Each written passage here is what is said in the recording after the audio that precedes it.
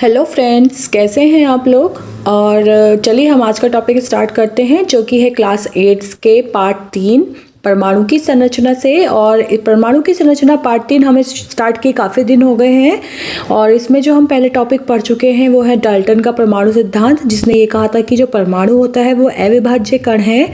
और हम परमाणु का संगठन पढ़ चुके हैं कि परमाणु में 3 कण होते हैं, इलेक्ट्रॉन, प्रोटॉन और न्यूट्रॉन। और जो आज का हम टॉपिक है वो लेते हैं परमाणु रचना मॉडल। अभी हमें पता है कि परमाणु में 3 कण होते हैं, लेकिन वो 3 कण जो हैं परमाणु में वो किस तरह से व्यवस्थित रहते हैं, इसी को हम बोलते हैं रचना मॉडल। और चलिए इसको स्टार्ट करते हैं टॉपिक को आज। परमाणु में कणों की खोज के पश्चात उनके स्थान को निर्धारित करना एक समस्या था। खोज हो चुकी है, लेकिन उनका हमें स्थान निर्धारित करना है कि वो कहाँ पर होते हैं।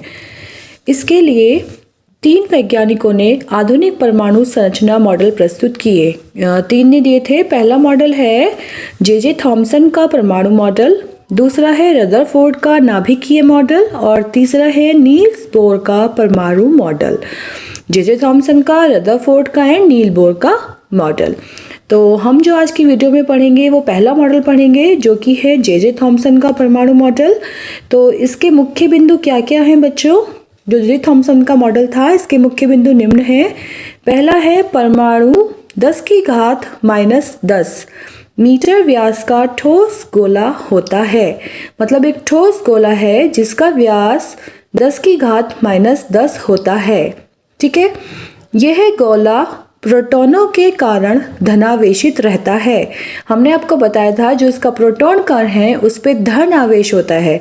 तो उन्होंने कहा था कि जो गोला है उसमें सब जगह प्रोटॉन भरे होते हैं, जिसके कारण इस पे धनावेश रहता है, प्लस रहता है। ठीक है, इसमें ऋणावेशित इलेक्ट्रॉन धसे रहते हैं कि उस गोले पे है तो धनावेश, लेकिन जो ऋण आवेशित इलेक्ट्रॉन है वो उसके अंदर धसे रहते हैं, जो परमाणु के धनावेश को संतुलित करते हैं।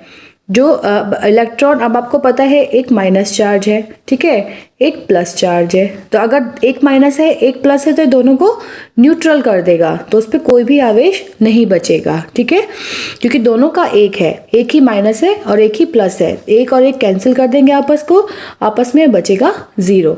तो जो इन्होंने कहा कि जो गोला है उसमें प्रोटॉन रहते हैं जिससे वो धनावेश रहता है, और इसमें जो ऋणावेशित इलेक्ट्रॉन है वो अंदर धसे हुए रहते हैं जो इसके धनावेश को संतुलित करते हैं।